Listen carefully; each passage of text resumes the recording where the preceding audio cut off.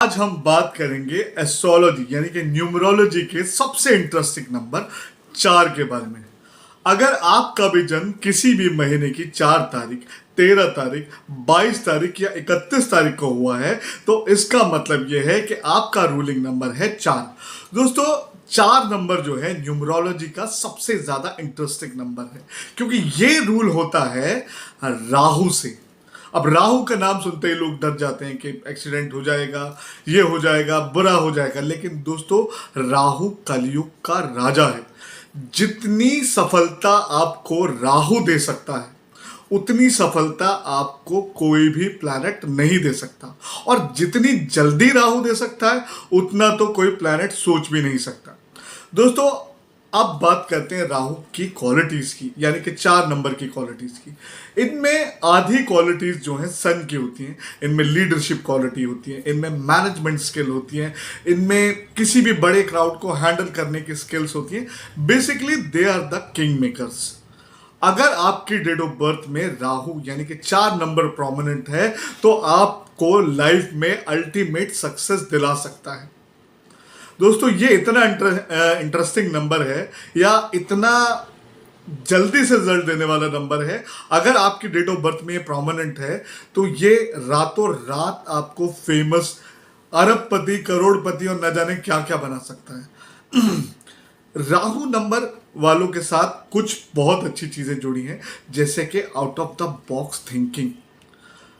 जो एक prominent number 4 या प्रोमिनेंट राहु कुंडली में हो वो सोच सकता है, ऐसा किसी व्यक्ति के बस में बात नहीं है कि वहां तक कोई सोच पाए। Out of the box thinking जो दुनिया में कोई नहीं कर सकता या कोई नहीं सोच सकता, ये राहु नंबर वाले वो सोच लेते हैं और इजीली करके भी दिखा देते हैं। अब आप समझ लीजिए, एक एग्जांपल देता हूं कि किसी राहु नंबर वाले को अगर जो आप कोई इंग्रेडिएंट दे दे तो वो उससे ना जाने क्या बना ले। इन्वेंशन का नंबर है।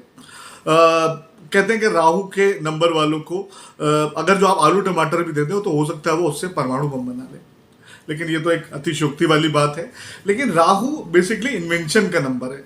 जो चीज कोई व्यक्ति सोच नहीं पा रहा है, जिसको वो लगता है कि ये इम्पॉसिबल है, तो वो राहु के नंबर वाला व्यक्ति आसानी से सोच लेता है और उसको बना भी लेता है।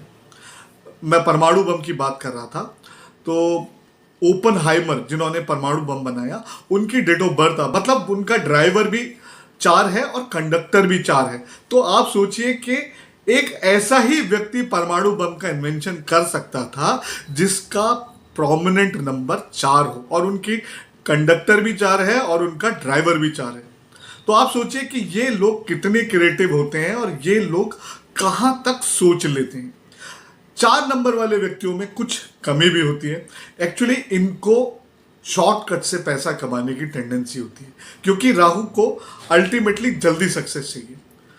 ऐसे लोग कई बारी जो है गलत सही का डिफरेंस छोड़कर सिर्फ टारगेट पे ध्यान देते हैं, तो इस चीज से इनको बचना चाहिए। मैं एक एग्जांपल देता हूं। मान लीजिए किसी 4 नंबर वाले व्यक्ति को कोई टेंडर निकलवाना है, तो वो क्या करेगा, वो प्रेशर भी डलवाएगा, अंडर द टेबल भी सर्विंग करेगा, हाथ भी जोड़ेगा, गिफ्ट भी पहुंचाएगा और वो अपना काम निकलवा लेगा। कहने का मतलब है कि जिसका नंबर 4 प्रोमिनेंट है उसको सक्सेस के लिए जो भी करना पड़ेगा वो करेगा। ये व्यक्ति हमेशा एक ही चीज पे ध्यान देते हैं, वो है सफलता। लेकिन इनमें कुछ कमियां भी पाई जाती हैं कि इनका थॉट जो है बहुत ज्यादा स्कैटर्ड होता है। ये बहुत सारे काम एक साथ करने की कोशिश करते हैं। कई बार इनकी एनर्जी जो है वो बहुत ज्यादा डाइवर्ट हो जाती है। अगर ये लाइफ में फोकस कर पाए तो ये लाइफ में सबसे जल्दी सक्सेस पा सकते हैं। अब बात करते हैं कुछ ऐसे अनसुलझे पहलू जो कोई नहीं बताता। देखिए राहु बेसिकली एक डिमॉन है, तो राहु के नंबर वालों में एक सबसे ज्यादा जो मैंने टेंडेंसी देखी है वो देखिए सेल्फ डिस्ट्रक्शन की। अगर जो ये किसी चीज पे नाराज हो जाए तो ये अपना बदला लेने के लिए अपने आप को बर्बाद भी कर सकते हैं। ये इनमें बहुत ज्यादा प्रोमिनेंट देखा है क्योंकि ये बेसिकली डिमॉन है राहु, और इसको अल्टीमेट सक्सेस भी चाहिए। लेकिन कोई व्यक्ति इनकी सक्सेस के आगे आ रहा है तो ये मॉरलिटी को भूलकर सिर्फ और सिर्फ बदला लेने में लग जाते हैं। इस टेंडेंसी से इनको बचना चाहिए। दूसरी चीज है, राहु बेसिकली एक्सपेंशन का प्लैनेट है। तो अगर आपकी कुंडली में प्रोमिनेंट 4 है तो आप कभी भी छोटा नहीं सोच पाएंगे। मान लीजिए आप प्रोमिनेंट 4 नंबर है और आप चाहते हैं कि आपकी छोटी सी नौकरी लग जाए, तो हो सकता है वो नहीं लगेगी। वो ये नहीं कि आपके भाग्य में छोटी नौकरी नहीं, क्योंकि आपके जीवन में, आपके भाग्य में कुछ बड़ा लिखा है, इसलिए आपको वो छोटी नौकरी नहीं मिल रही है। तो डिस्करेज होने की जरूरत नहीं है। दूसरी चीज, इनमें मनी ओरिएंटेड ये बहुत ज्यादा होते हैं। पैसा पैसा पैसा पैसा, पैसे की लैंग्वेज इनको बहुत अच्छे से समझ में आती है। लेकिन कई बार इसमें रिलेशनशिप को लेके इश्यूज आते हैं, क्योंकि ये बहुत ज्यादा मनी ओरिएंटेड और मनी माइंडेड हो जाते हैं। ऐसी परिस्थिति आती है तो इनको रिलेशनशिप में इश्यू होते हैं। दूसरी चीज, ये वर्काहॉलिक होते हैं। पूरा दिन काम काम काम काम काम, ये लाइफ में बहुत ज्यादा, बेसिकली राहु एक्सट्रीम का प्लैनेट है, तो ये लाइफ में बैलेंस नहीं बना पाते, रिलेशनशिप में बैलेंस नहीं बना पाते, काम में बैलेंस नहीं बना पाते, अपनी लाइफ में नहीं, ये चीजों में एक्सट्रीम जाने की कोशिश करते हैं, उस वजह से ये लाइफ में बैलेंस नहीं बना पाते। तो इस टेंडेंसी से इनको बचना चाहिए। दूसरी चीज, राहु अगर जो आपके चार्ट में प्रोमिनेंट है तो आपके साथ सडन इवेंट्स होते हैं, कॉन्स्पिरेसीज होती हैं, आप खुद कॉन्स्पिरेसीज करते हैं। अगर जो आपकी डेट ऑफ बर्थ में 4 नंबर प्रोमिनेंट है तो आपके लिटिगेशन के केसेस भी हो सकते हैं।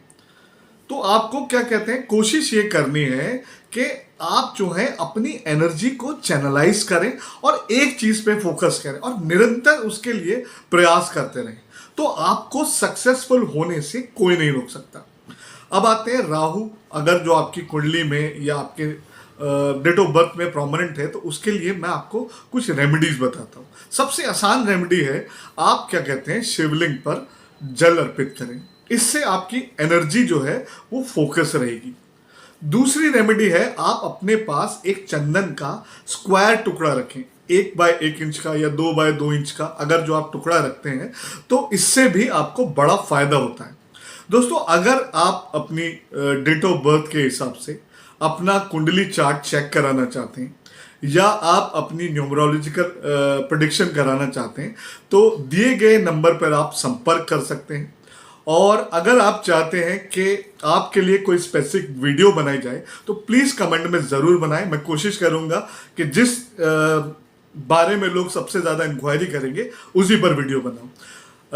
अब मैं आपसे विदा लूंगा। Thank you so much. अगर आपको वीडियो अच्छी लगी हो तो प्लीज़ लाइक, शेयर और सब्सक्राइब करना ना भूलें। और एक चीज़ हमेशा याद रखें, ईश्वर आपके हमेशा साथ हैं, सिर्फ आपको ग्रैटिट्यूड शो करना है। धन्यवाद।